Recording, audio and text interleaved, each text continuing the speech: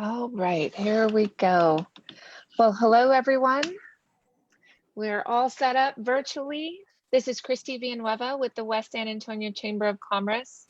And I thank you so much for joining us for another episode of our West Chamber pop-up. And today is a very special session because we are talking elections and civic engagement during COVID-19 with State Representative Philip Cortez of House District 117. How are you, sir? I'm doing great, Kristi. It's so wonderful to see you. I'm looking forward Likewise. to, when we're back out at all the chamber events and all the chamber mixers and luncheons that you and your team successfully put on throughout the year. And so, but it's wonderful to see you virtually. Thank you for having Thank me you. today. Absolutely, absolutely. So, you know, we are really interested now that we've passed this runoff election. We were very interested to talk to you as we move towards November. And there's so many things that we have to plan for, and I'm sure lessons learned about going out and voting. But before that, I want to make sure that I, ask you a little bit. You've been very, very busy over at the, is it the Dominguez facility or jail in Bexar County? Yes, yes. And there has been, unfortunately, an outbreak of COVID-19 amongst the inmates there. And so because of that, we had to basically get involved to work with TDCJ. The executive director there was Brian Collier, and I reached out to Director Collier once I was made aware of the outbreak, and it's over 500 inmates there at Dominguez that have tested positive, and the total population is only about 2,000 inmates. So you can see the percentage is close to a third, and so that's unacceptable. And Yes. we immediately jumped into action to find out a couple of things that I asked for. Number one, what is the plan to stop the spread of COVID-19 amongst the inmates and also amongst the staff members that work there from TDCJ?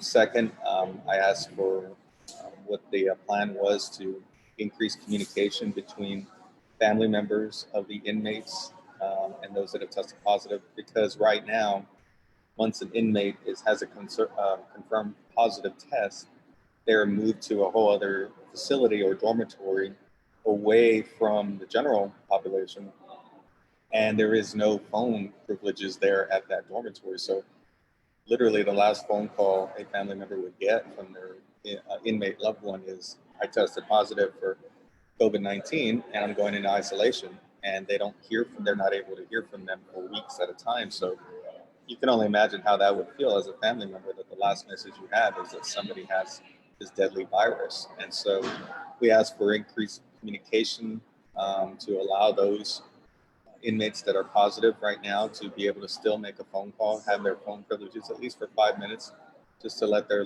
family member and loved ones know that they're doing better, or they're still in the thick of it and they're battling it. And so Yes. Director Collier from TDCJ has agreed to that, and he's actually reopened the phone privileges there for those in isolation right now. And I have to give him and his staff full credit for listening to our concerns and to the concerns of the community.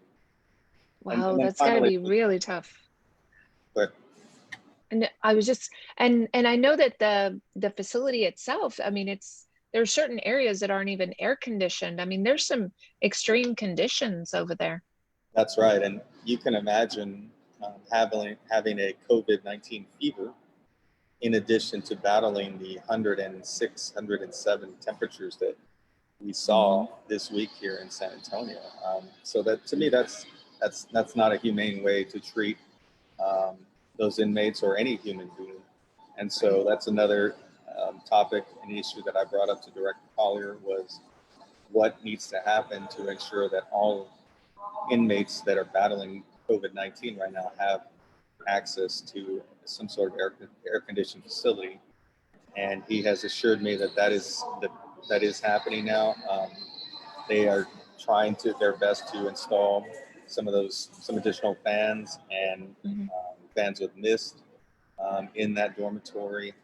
And it is a long-term goal of mine as a member of the Appropriations Committee there in the House of Representatives, to begin advocating for funding for air conditioning, not just at Dominguez, but that at all prisons throughout the state of Texas.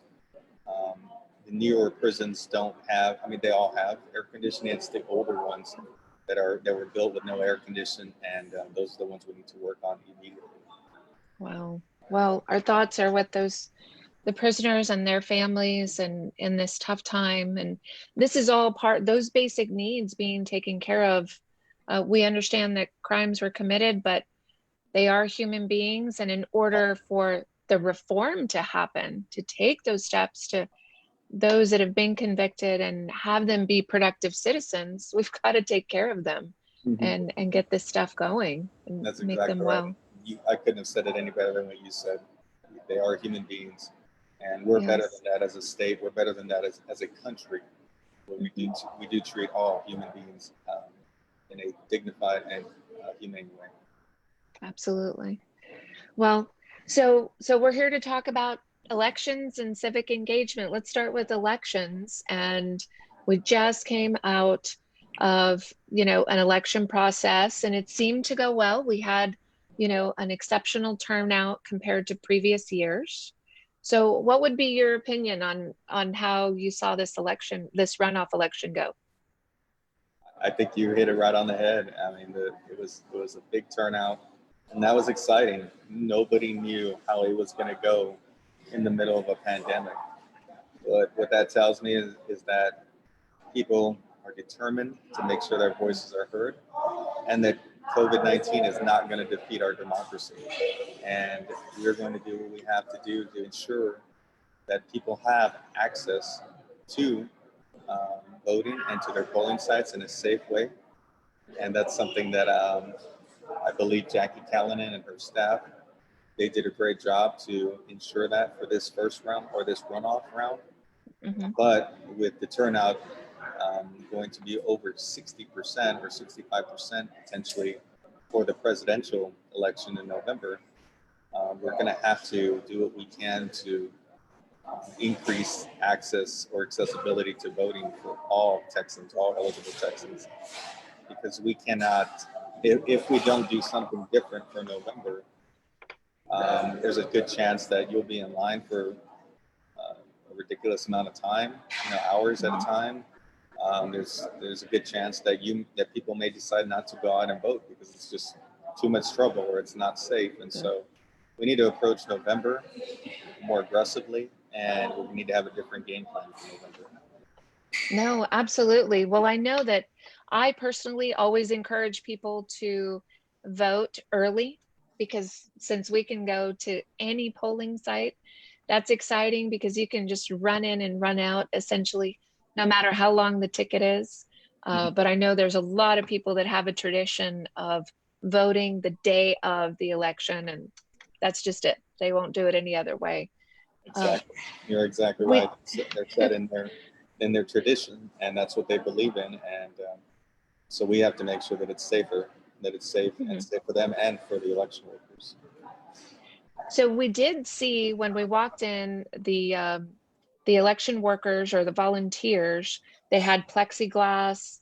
They were handing us a glove and a pencil. They were very efficient, but I know those are additional costs that were now put on the state and the county. I'm sure the county had to go and ask for more money. I mean, are we going to take those precautions again and probably more? Yes, you're exactly right. And in fact, the first round of the CARES Act from the federal government included over $32 million for election services throughout the state of Texas. And so that'll be part of those funds there to help provide additional PPE, personal protective equipment for the election workers there. And it truly was different in terms of going in there and having those plexiglass shields between me and the workers. I used a pencil to vote on the machine, so I never touched the screen at all. And so, but you're right, all of those different methods and different techniques now, they all cost money. And it's going to come down to the state assisting the counties with any sort of funding that we receive. In the first round, as I mentioned, was through the CARES Act. And so, but that's just the start of it. We are about to face presidential election. Yeah. And this is going to be probably one of the biggest elections in modern history in terms of turnout. And so we're excited about it. I feel very confident that we'll get the right plan in place. Mhm. I'm very confident in the voters in terms of their belief that we will have the right plan in place. And I think this last round on Tuesday showed that people are willing to try and willing to do it. And they're believing that the election officials have the proper safety measures in place. And so the turnout reflected that.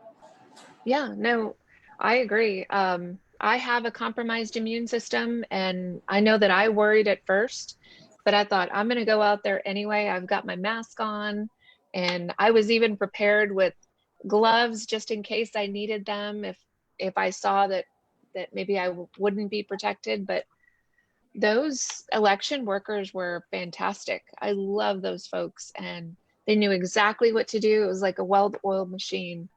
So how about in your office, as you and your staff talk to the constituents, what are the concerns that you're hearing, on the state level and then on the local level when you come home? Well, right now, our office just internally, we're on a skeleton crew right now, and I'm sure you've instituted a lot of the same policies for you and your team in terms of trying to keep our employees safe and Yes. practicing safe methods to limit any sort of transmission of COVID-19. And so we have a skeleton crew, but even with the skeleton crew of one person per day in the office, we still have numerous phone calls coming in, numerous emails coming in, and people are concerned. And the number one issue that we hear the most about has to do with Texas Workforce Commission and their applications or them applying for unemployment and the delays in some of their unemployment pay.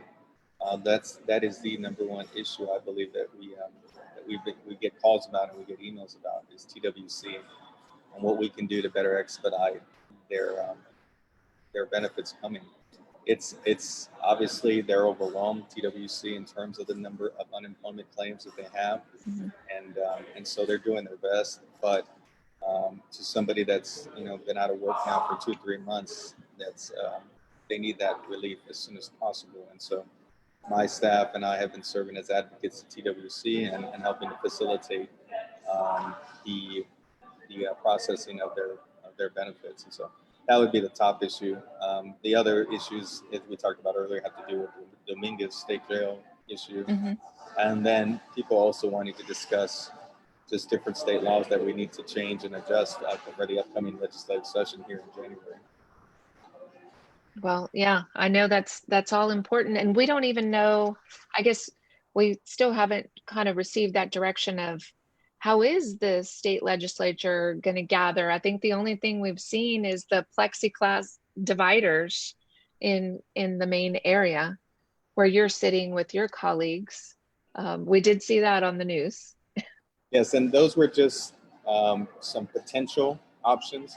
They only installed those at two of the desks out of the 150 in the House of Representatives. And so that was just a potential solution. That's not the final solution. That's not in the entire House of Representatives chamber. And so they're still looking to figure out how we're going to have our legislative session. It's in the Constitution that we have to meet every 2 years.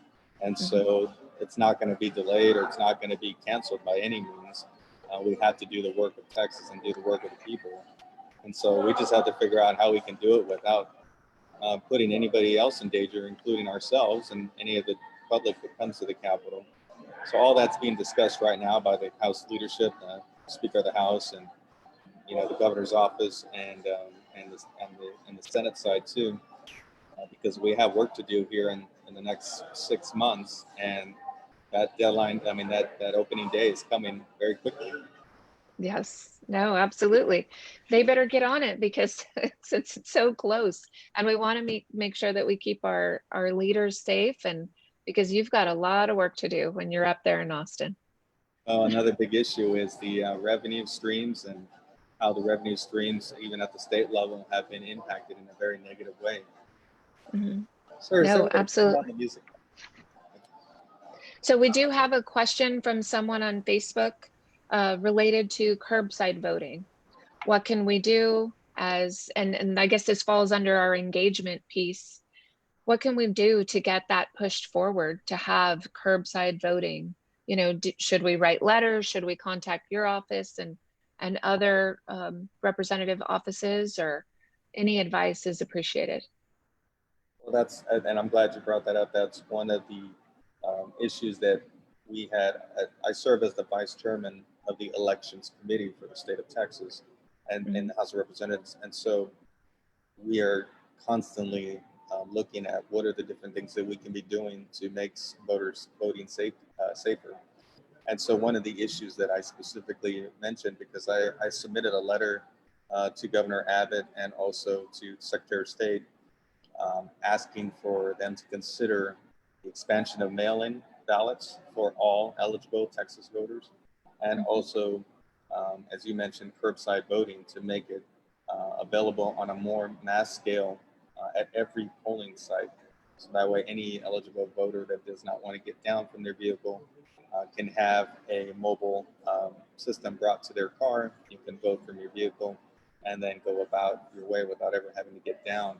And that exists right now, but it's only limited to those voters that are in wheelchairs or that are disabled and they can't get down. And so it happens today, it's happening today, it's just at a very limited level. And I think we need to expand that out to make it available to any voter that's concerned about getting down. And so the best way to handle it is to, if you can reach out to your state representative, whoever he or she is, and let them know via email that you support the expansion of mail ballots for all voters or for curbside voting to be increased for all voters. And then those state reps will then get that information and begin advocating at the state level to the governor and also to the Secretary of State, because the Secretary of State ultimately has the authority to make the decision, and the Secretary of State is appointed by the governor. So that is why we reached out to both of them, because obviously they have a strong working relationship with both of them. Okay, so, and obviously that's also going to come at a cost, because we're going to need more money for that, for more devices. And I mean, of course, it's easy for me to say, well, the way the food bank does it, we all get in line and you can get the food loaded and they're spread across, whether it's at the Freeman Coliseum or at the Alamo Dome. You just drive in and you're being served as you go along. I've volunteered there several times. Yes. But we need devices to service all these people. And with a very lengthy ticket, I mean, it could take you 10 minutes. It could take you 30 minutes to go through the ticket. Exactly. It's going to be a long ballot. If there's a way, maybe you can put the word out to the franchise owners the owners of the Chick-fil-A's here in town to figure out how they are so efficient with their drive-through line, and how they can teach us some of the techniques to be fast and efficient in terms of processing voters as they're going to vote. That would be amazing, because you and I both know Chick-fil-A's got it down packed. It is efficient. I would love to see their playbook and take a couple of pages out of there. Absolutely. Mm-hmm. Well, maybe, we need to make this a public-private event. That way we can get everyone in tune and servicing the community to make it easier. Exactly. Also get the tech industry. We've got them right there at the port that they can help us also fix the problem. Yeah, they're doing outstanding work over at the port, and they had a lot of big projects on the books for this calendar year, and I'm thinking maybe that the COVID-19 pandemic has sidelined them or delayed them for a little while, but they'll come back strong. Port is always coming out with new initiatives, new partnerships, new businesses locating there, and so they're doing outstanding work over there. And you and I are both very fortunate that they're right down the street from us, and they're located right in the heart of our area. Absolutely. Well, Representative Cortez, we're almost out of time, but I want to make sure that we're reiterating the right message. So we obviously need to register to vote. We need to make sure we're sending either emails or letters to our own state representatives, leadership at the House and at the Senate level, to let them know what we need specifically. You know, the curbside voting, or mail-in ballots, and that we're moving this forward. Yes, it's too important of an election for anybody to be left out of it, and everybody has their civic right and their civic duty to participate in it. And they should not have to be worried about COVID-19 contracting it or spreading it. That should not be something that they have to consider as to whether or not they go and vote. We never want people to have to choose between their health and casting a vote in an election, and so that shouldn't be the question. We'll continue to work on that, just like we're working on the issue with TEA right now and the reopening of public schools. You know, I do believe that we need to give the local school districts as much authority on this issue. They know what's best for their communities. They know when their parents and their children will be ready to be back for in-classroom instruction. And I believe TEA, and I've pushed TEA, and so have my colleagues from Bexar County, my other state representative colleagues and Senate colleagues have pushed TEA to give local control back to the school districts in making that decision. And I believe TEA is moving in the right direction. They now have said, you know, virtual classrooms can begin for the beginning of the school year. And we're going to keep pushing it, hopefully to make it the entire remainder of the calendar year until we know that it's safe to go back for our children and for our teachers there too. Absolutely. I know that we can pull the resources together to make sure that every single child has some sort of hotspot and has a computer and can do their work and won't get behind. I know, I mean, I still have a teenager at home who's under SAISD. So, you know, we're going through it too. We're feeling it. Yeah. But, well, I really appreciate your time and all the work that you're doing continuously, and your staff has always been wonderful to the West Chamber. So thank you again. They might be watching right now, but Clarissa and Katie and David and Jim and Austin, I'm very fortunate and very blessed. They're all there to work for the community and to be a liaison for the business community and your members. So anything we could be doing, don't hesitate to reach out. Absolutely. And any parting words to our folks that are listening? I mean, anything at all that you'd like to say? I just say that please continue to be strong and have faith, and just know that we're going to defeat COVID-19. This is not going to identify, and this is not going to be the identity of our community for much longer. We can defeat it. We can stop it just doing some basic things such as wearing a mask, hand sanitizing stations, doing what we can individually. We will beat this virus. There's no question in my mind. Thank you so much, and thank you for your time. We really appreciate everybody listening today. This was just kind of a quick impromptu visit. We want to let you know that your local and state officials are out there working for you, but we need to let them know what's important to us. So make sure that you send the emails, that you handwrite letters, that you make those phone calls. Their staff is waiting to hear from you, whether it's about curbside election process, mail-in ballots, if it's something related to the COVID process. If you're a small business that's having trouble and needs some support, we need to hear it. Otherwise, we can't get this done. We need to hear your voice. We need to know what you're going through. And so putting it on paper or sending that email is of utmost importance. I can't repeat it enough times. Don't forget that there's a ton of services out there for you. If you need counseling, if you are looking for funding for your business, if you're looking for other resources or need people to fill jobs, we have the resources available to you. They're all around us. We can get that information as soon as possible. Just let us know. Give us a call or send us an email. Otherwise, please wear your masks everywhere you go. Wash your hands. Stop the spread of COVID. And please be safe. We appreciate you watching, and we'll see you next week. Have a wonderful weekend. See you later. Bye-bye.